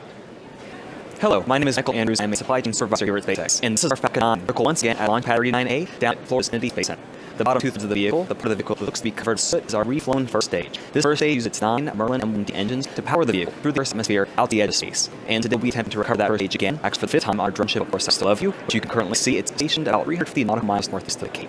Above the first stage is a black stage van. It connects the 2nd stage, at top which will carry our 60 Starlink satellite to a deployment altitude of 440 kilometers above the surface. From there, they will deploy and use their individual propulsion systems to move up to their operational altitude of 550 kilometers. The Falcon 9 on the pad has been loading propellant since T-minus 35 minutes. As a reminder, we use a mixture of rock-grade kerosene, known as RP1, and spiritual liquid oxygen, known as LUX, to power the Falcon 9. Currently, our RP1 is nearly fully loaded on the first stage, and it is 100% loaded on the 2nd stage. Lost loading, however, is still underway on both stages, and that will likely continue to be topped off right to the last minute of our countdown. And at the very top is our SAC-60 Starlink satellites. They're safely enclosed inside that 17-foot diameter payload fairing. It's a pointed cone on the very top of the rocket. And like we did in the past couple launches, we'll be taking a day to recover the fairing pieces again with our 2 recovery ships, Mystery and Mitchie. They're currently positioned in North Atlantic off the coast of North Carolina. In terms of weather conditions today, we do have a few scattered cumulus clouds, but nothing gating us from day's launch. Winds, both at ground and are nominal. The Air Force range is prepared to support today's mission. So with that, our vehicle, our Starlink satellites, weather, and range all looking green for non lift-offs a few minutes from now. As I mentioned at the top of the webcast, today's launch will be the first 5th flight of Falcon 9 booster, and if we land successfully, it will mark the 51st recovery since we started landing our boosters back in December of 2015. Reusability is core to our mission here at SpaceX, which brings me to our efforts underway at Chica, Texas. We are building and testing Starship, our next generation spacecraft. If you join us Sunday for our first step of this mission, we shared an update on Starship and progress the team both are making. The load team has executed a variety of tests designed to push the limits of the vehicle, and the site continues to change daily as production ramps up. We have a series of upcoming static fire and short flight tests with our serial number 3 test article, and longer flights with serial number 4, but ramping up our Starship and Raptor production line is what matters most. The design goal for Starship is 3 flights per day on average, which equates to roughly 1,000 flights per year at greater than 100 tons per flight. It means every 10 ships would yield 1 minute per year to orbit. This is a significant effort, and we're looking for highly skilled engineers and welders to help us make this a reality. If you're interested in joining the team, please take a look at SpaceX.com/careers. We're currently T-minus 4.5 minutes from liftoff, and Falcon 9 is now moving into the final stages of its countdown. Back T-minus 7 minutes, our engine chill process began. This will allow a small amount of that super chill liquid oxygen to flow into the burn engine turbo pumps, or to full flow liquid oxygen into the vehicle. Now, I've realized our RP1 is cooking at about 50 degrees Fahrenheit, but that liquid oxygen is less than negative 300 degrees Fahrenheit. This engine chill helps avoid complete thermal shocks to our system. Liquid oxygen is also what's creating the cloud you see around Falcon 9. We continue to load that super chill box into stage just before liftoff, but when that block comes into contact with air around it, it creates the clouds we see, because of billet. And at the right below the fairings are cradle, those arms that hold the vehicle in place, just open up at around T-minus 4.5 minutes. And right now, the transport director, that vertical structure, is starting to slowly retract to a degree. It may be hard to see, but guarantee this traction is enough for Falcon 9 clear path. In terms of propellant, the first and second stage, when you add up that kerosene liquid oxygen, it's 1 million pounds of propellant. That vehicle will finish load at T-minus 2 minutes, with the first stage of LUX being at 100% full. The last call out you're here for go launch is at T-minus 1 minute. You'll hear the Falcon 9 in step mode. This means that the rocket's autonomous internal flight controllers take another launch countdown. Our Starlink payload continues to be healthy. The Falcon 9 team is having no issues on the rocket. There is still looking good and the range is green for launch. So all it's left to do is listen to the last few minutes of our countdown.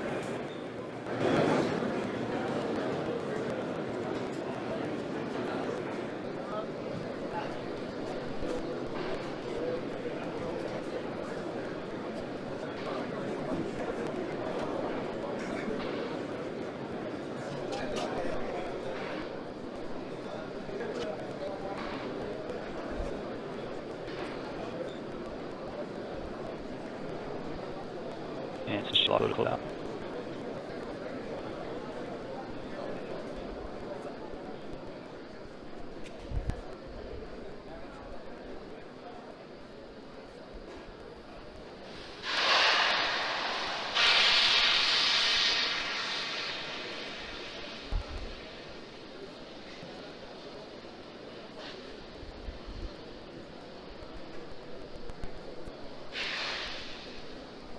vehicle in Florida.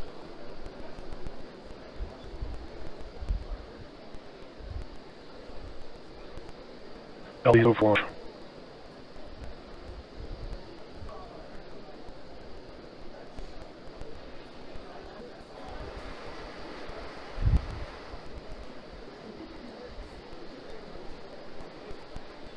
T-minus 15 seconds. 10, 9, 8, 7, 6, 5, 4, 3, 2, 1, 0.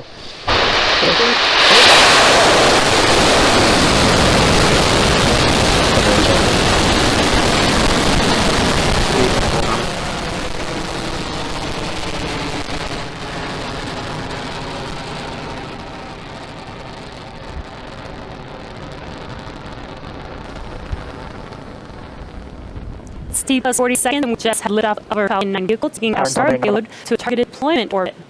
We are now throttling down, throttling back up in preparation for max Q, which is coming up in about 10 seconds or so. Max Q is maximum aerodynamic pressure the vehicle sees throughout seconds. The largest control of the vehicle see. Should hit that call in about 5 seconds. Maximum aerodynamic pressure. And there's that call out max Q, confirmation that we just passed max Q. Coming up in about a minute, we will have 3 events in rapid succession. The first of which being main engine cutoff, or what we call MECO. This is where all 9 of our M1D engines shut off and slow the vehicle down to the following event, which is stage separation. And that's when the first stage separates from the second stage. And then finally, lighting of our second stage impact engine, which we call CS1, or second engine start run. Now, if you've been following our Starlink missions, you know that we've reduced the number of burns on the second stage for these missions from 2 burns down to just 1 single burn. This allows the second stage to provide 70% of the velocity needed for this mission, which allows the first stage to use less fuel and thus making first stage recovery much easier. So today we will get only doing 1 burn of that second stage engine. And coming up in about 10 seconds are those 3 events, MECO, stage separation, and SES1.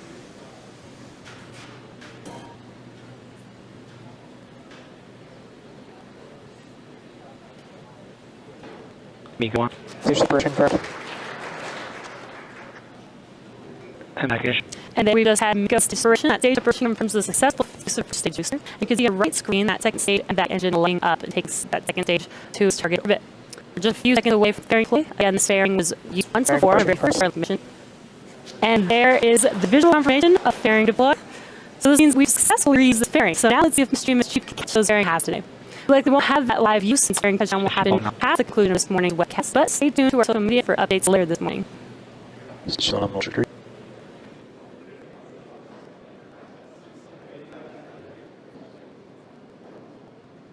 Completion of single Bermuda.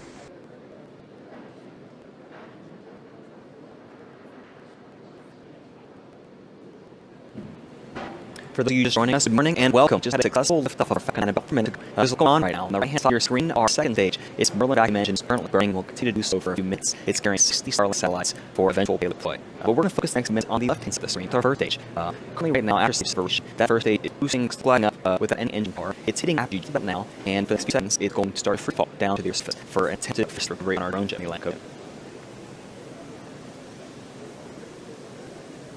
As our first 3 ramps itself, we're going to prepare for the first of 2 engine burns on that first stage to aid our recovery. The first of which is coming up about 90 seconds. It's known as our entry burn. We fire 3 of the 9 Merlin engines in the opposite direction of the way we're heading. We do this in order to slow down the vehicle about 25% before we hit the start of the atmosphere, not performing burn with unnecessary strain on the first stage.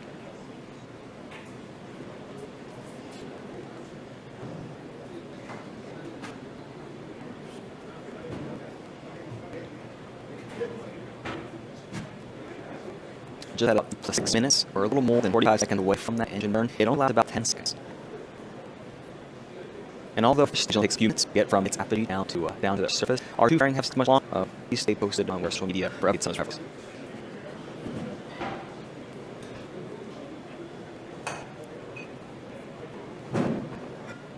We're 15 seconds away from that entry burn. We're going to wait for that visual confirmation burn started and call out that engine burn was successful.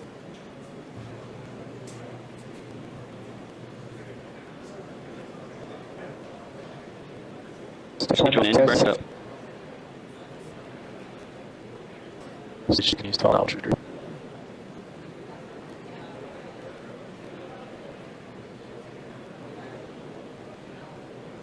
Stage 1 turn shutdown. Our entry burn has just completed. The next step is our landing burn. It's about 90 seconds from now. In terms of velocity restriction, with permit velocity, the dense part of it actually slows our Falcon 9 by 80%. And the landing burn keeps the last bit of production down 0.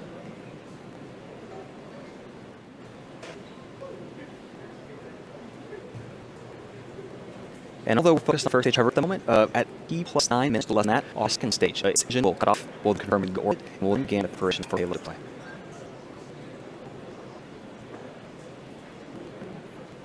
Start turn guidance. About 10 seconds away from that when they call out. We'll sit and see if we can feed that.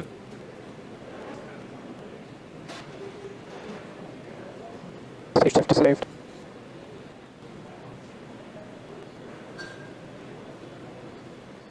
We're still waiting on call-out confirmation of that first stage, but that's our secondary mission. Right now we'll focus on our primary mission with second stage and our Starlink satellites. We're waiting for that confirmation of getting Cutoff. Good go.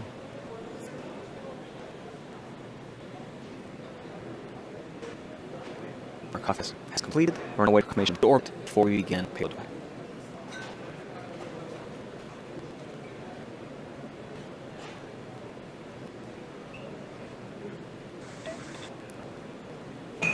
Expect to So we keep that door for our second stage. We're in the right position in that orbit yet. A second stage now, when you code in this orbit for a few minutes. For this time, you're going to see that second stage going to start spinning along its central axis. This gives the dark side some momentum they need to spit themselves out over time after they deploy. Think of it as you hang on the edge and merry-go-round and jump off and it slings you out.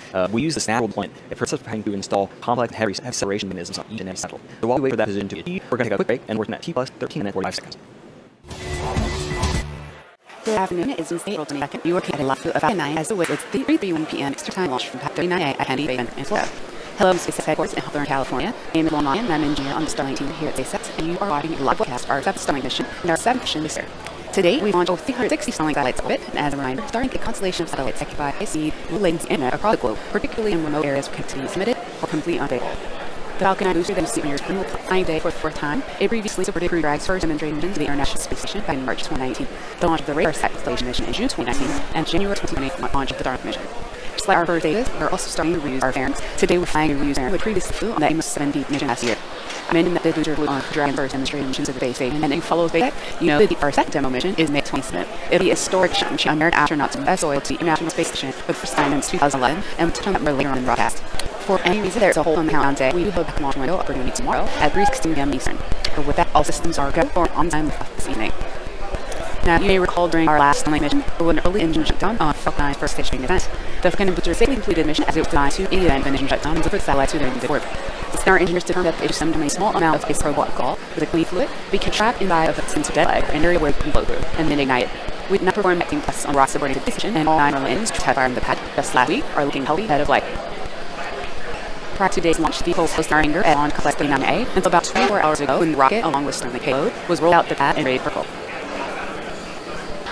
The bottom 2/3 of the that you can see here, the first stage, you can actually see swings over from the last floor. The first stage would accelerate the vehicle from Earth's atmosphere to the edge of space to help the 9 engine that fade the rocket. Today we'll be attempting to cut the first stage for the first time on June, of course, I still love you with concealed air, and currently stationed at 350 metal miles for ease off the gate. But the first stage is the second stage, which is a single Berlin vacuum or impact engine which made after first stage supports. The second stage will carry the Starlink satellite into analytical orbit on the Earth's surface. From there, lead propulsion systems to move up with their operating altitude of 550 kilometers. Falcon 9 downloading propellants at 10 minutes 35 minutes, and as a reminder, use a rocket grade kerosene or RP1 as our fuel, and superload oxygen or LOX as oxidizer to power the Falcon 9.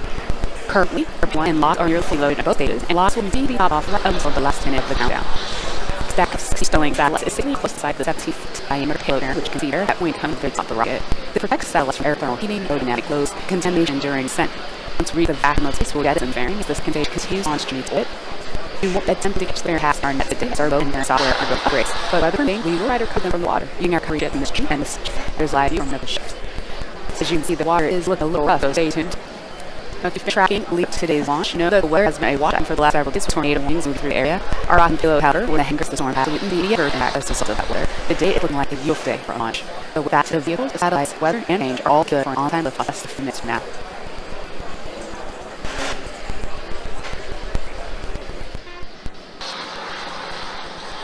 Mission at the top of the webcast sets an NASA now targeting 8.7 for Falcon 9's future Dragon's second invasion mission, or Demo 2 as we like call it. So the first time a commercial built launch control this mission, and first time in nearly 10 years that the U.S. has so much astronauts to space for U.S. oil. Demo 2 is an end-to-end flight path from launch, docking to splashdown. It is a final major milestone for SpaceX human space flight system, certified NASA for operational crew missions to and from the International Space Station. Again, Curley be the first NASA astronaut to fly aboard Crew Dragon, completing countless hours of training, both the SpaceX and NASA training facilities. Both spacecraft and launch vehicle are Kate undergoing operations, and as you may have seen on social, Falcon 9 is doing a special paint shop for the Demo 2 mission. That's right, NASA had brought out a theme for logo. As you see, we'll go paint on the Demo 2 Falcon 9 booster in this picture. The worm was brought back to mark the return of human spaceflight on American rocks from American Oil, the Demo 2 mission. Skill 2 is complete, and the SpaceX now has been through all the certification. So astronaut Glover, Mike Hoppin, Shannon Walker, and astronauts Yuji and Nuji have been assigned Flight Dragon's first 6-month operational mission. We'll be calling Crew 1 our target for later this year. So we are currently just over 4 minutes away from the Falcon 9 is moving to the final stages of countdown. First and second stage is immediately fleet loaded with 1 million pounds of kerosene fuel and liquid oxygen.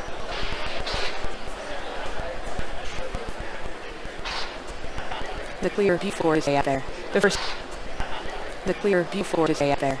stage is followed at T-minus 2 minutes, and the second stage at T-minus 2 minutes, as I mentioned earlier. The Decolagen is going to continue to pop off up to lift off. At T-minus 60 seconds, you should receive a call that Falcon 9 is started. That means the rocket's autonomous internal light computers have taken over the launch shutdown. The Starlink payload continues to be healthy. The Falcon 9 team is trying no issue on the rocket. Weather is looking real good, and the range is green for launch. So with all that, let's just sit back and listen into the last few minutes of countdown.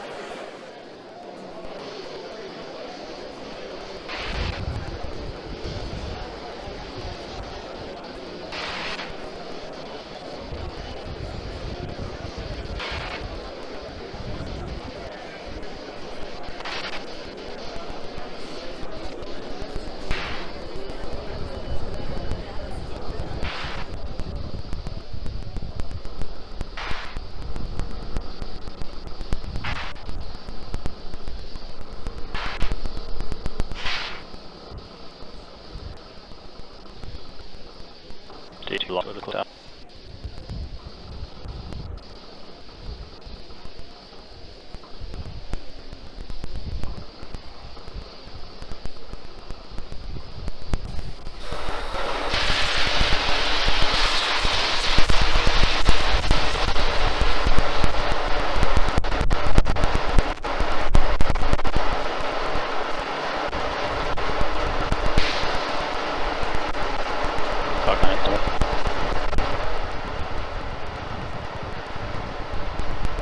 I'll use the phone.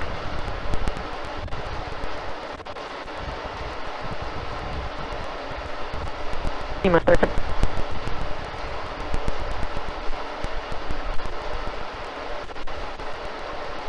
T-minus 15 seconds. 10, 9, 8, 7, 6, 5, 4, 3, 2, 1, 0. Ignition. Off. Okay, it's moving right. Stage 1 called nominal.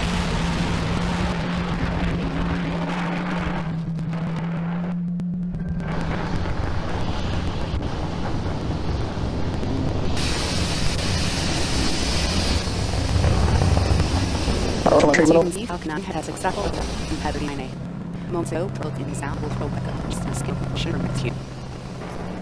Mac Q scans for maximum airtime pressure, where the rest of the vehicle will be 0%.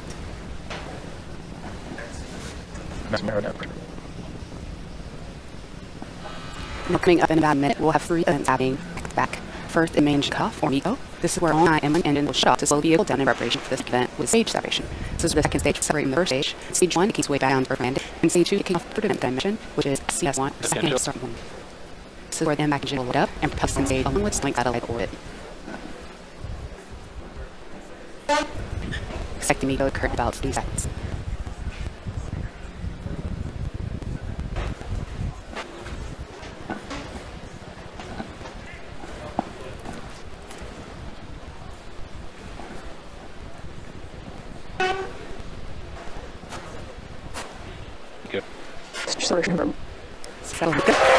Settle stage up, and a period reignited for I had a second stage for SCF1.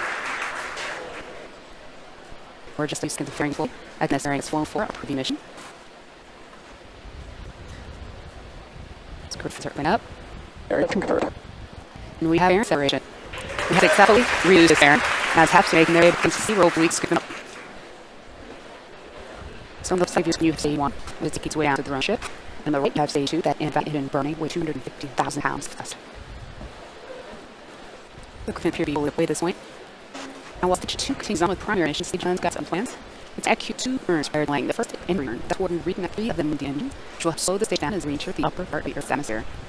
Shortly thereafter, we'll have a second burn, which we call a landing burn. This is a single engine burn that brings the vehicle's velocity down rapidly in order to land safely on the drone ship. At the same time, during the burn, you see a land leg will delicately fold up alongside the rocket, are going to deploy.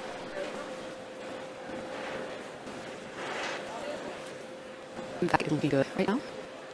It looks a little overexposed, no damage there, but you can still see the boom I'm out. We're hearing the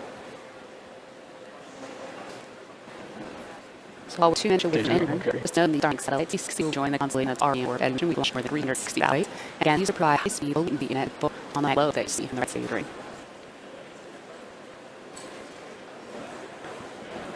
The value on Stage 2 is full power and on much energy.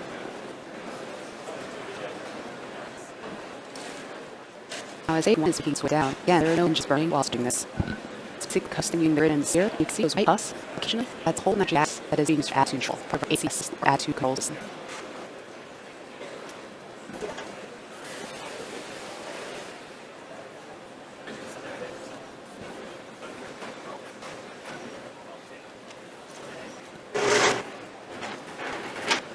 Okay, then conversion become period of 50 seconds.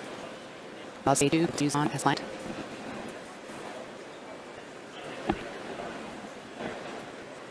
Stage 1 treatment startup. Stage 1, yes. Disarm goes for 20 seconds. 4 engines burning in 1. Hey, dude, can you follow now, check? Stage 1 treatment shut. Alright, it's a switch on and burning while Stage 2 is looking great.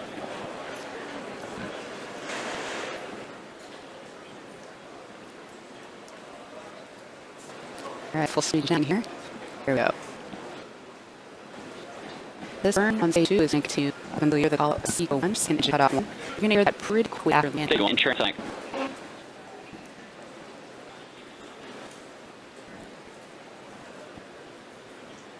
Alright, these beginning to roll down. Get ready for the second cough. Stage 1 line burst up. Trigger on guys. Alright, that line burn is started. Let's see who can be the plume in the view from their own ship. Stage 1 link deploy. Stage 2 FSA. There it is. Let's see. We have cheers. We have right. This is the first time for system. As you hear right here is because you see it there. It's great. What'd you say? Or just it. Alright, we send in call on Stage 2. And we are in good orbit as well. Alright, so now Stage 2 is going to go into orbit for a few minutes. During the time, the stage will actually start to experiment some facts of just Starlink satellite momentum they need in order to station themselves out over time after they deploy. And then take a break and come back here at plus 2 minutes. Good evening. It is Wednesday, June 3rd, and we're looking at a live view of Falcon 9 at 9:25 p.m. Eastern Time launch from Cape Canaveral Space Launch Complex 40 in Florida. Hello, from SpaceX headquarters in Hawthorne, California. My name is Justin, a lead manufacturing engineer here at SpaceX. We're watching live with us for our 8th Starlink and our 9th mission this year. Today, we've launched over 420 Starlink satellites to orbit. As a reminder, Starlink is a constellation of satellites that can provide high-speed, low-latency internet all over the globe, particularly in remote or rural areas where connectivity is limited or completely unavailable. Let's launch on the heel of our historical first line of humans over the weekend. In case you missed it, we'll give you a quick update on the later in the podcast.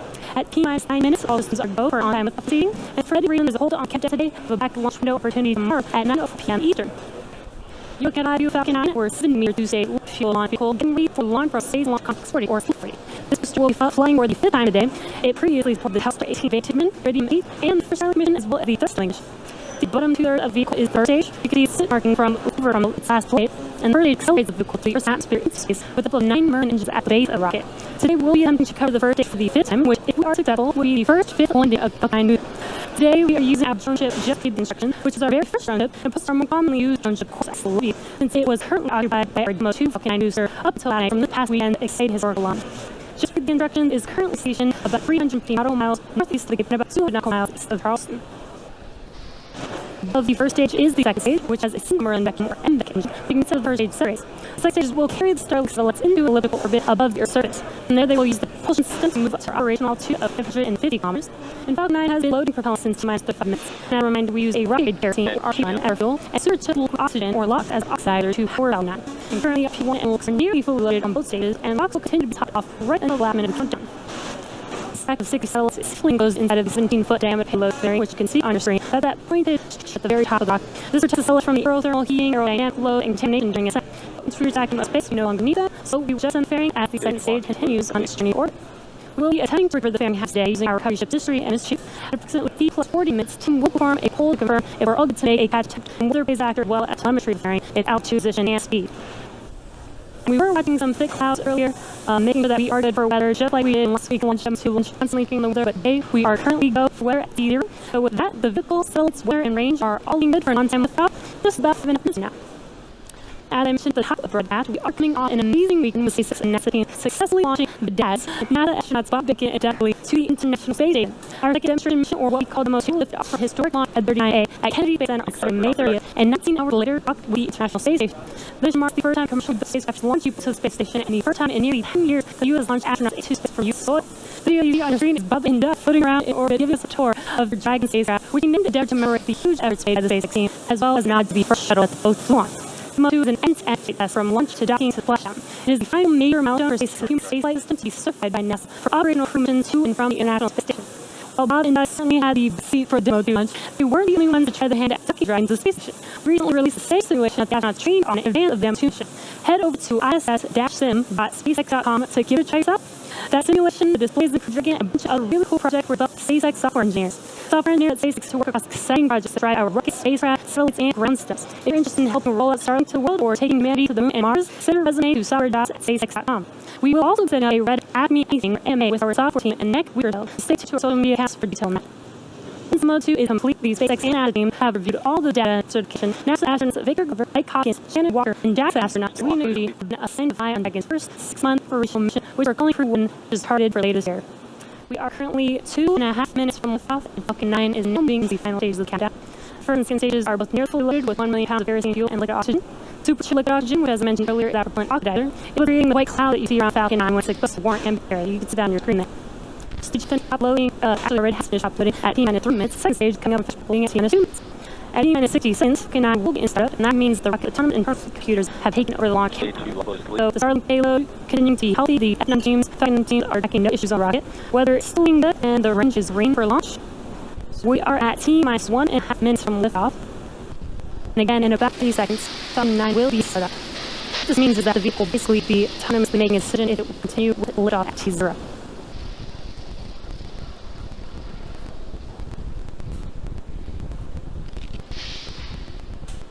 Falcon 9 is up. And there's that call. Falcon 9 is in startup.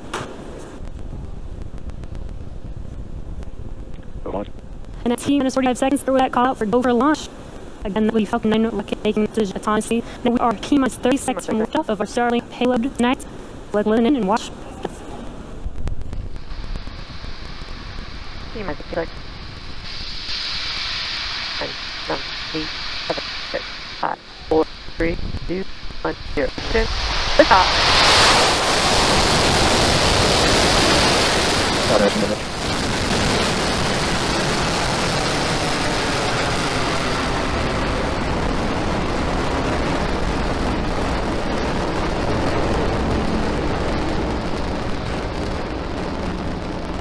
We are T-plus 40 seconds into flight, and Falcon 9 successfully lifted off from Pad 40 at Canal Air Force Station. During our Starlink payload, it's targeted top off orbit. Moments ago, we had throttled down our engine preparation mass Q, and that's the maximum aerodynamic pressure, which is the large structural load that the vehicle see. It's coming up here in a few seconds. Thank you. And there's the cloud. We have just passed through Mach Q. In about a minute, we will have to give something back to back. First up, which will be main engine off or go. This is our on 9, and when the engine shut off to slow the vehicle down in preparation for the second event, which is stage separation. Stage separation, where the first stage separates from the second stage, with the first stage starts to make its way back to Earth for landing, and stage 2 continuing on its journey. The third event, called the SC1 or second engine starting, and that's where the engine lights up on the second stage and propels the second stage along Starlink satellites to stop orbit. We're at T-plus 2 minutes and 5 seconds, we're just about 25 seconds away from the three events. Again, that is MECO stage separation and SES1 or second engine start 1.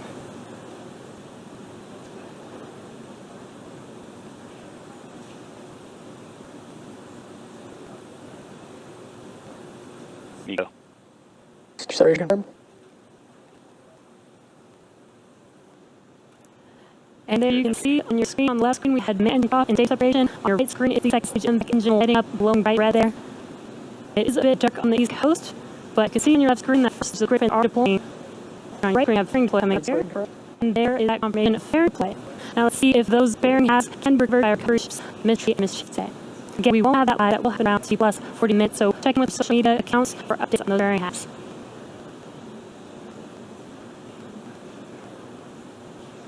And stage 2 still looking mono. Again, that is what you saw on your right screen. Stage 1 is making way back.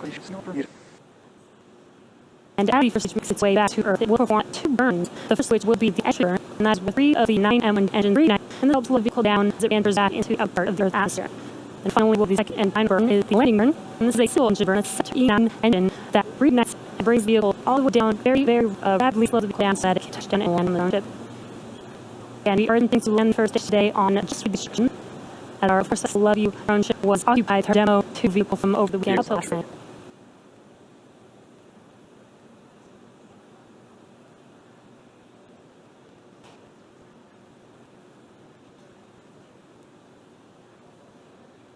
We are at T plus 5.5 minutes. Stage 2 still in Yona. And for stage 8 gets way back. That first burn at entry burn will be coming up about a minute from now, around T plus 6 minutes and 45 seconds. The entry burn will last about 20 seconds long, and that's to slow the vehicle down as it enters back into the first atmosphere.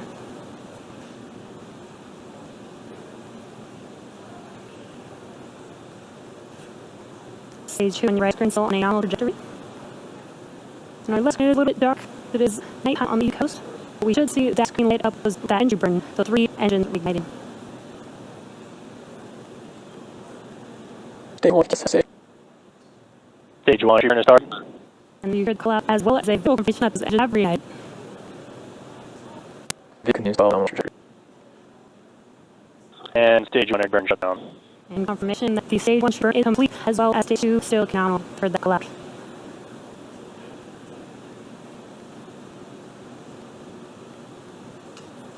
Coming up next is the landing burn around T plus 8.5 minutes, around 8 minutes 24 seconds.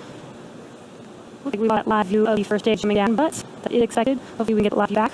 Right now, you see on the left screen is the drone ship just reading instructions. Followed vehicles after the landing burn and landing of the first stage will be SO1 is second engine cutoff around T plus 8 minutes and 58 seconds. Stage 1 landing burn is started. Oh, landing got played. And wow, as you saw coming down, the first stage Falcon 9 amazing stage has landed for the first time for the 5th time for a Falcon 9 booster. This amazing wave stage engine cut off. What an amazing view at first stage coming down, even though it was dark at night, but the engine lighting up the screen watching the first stage come down was an amazing view. And you heard a call out good orbit for second stage.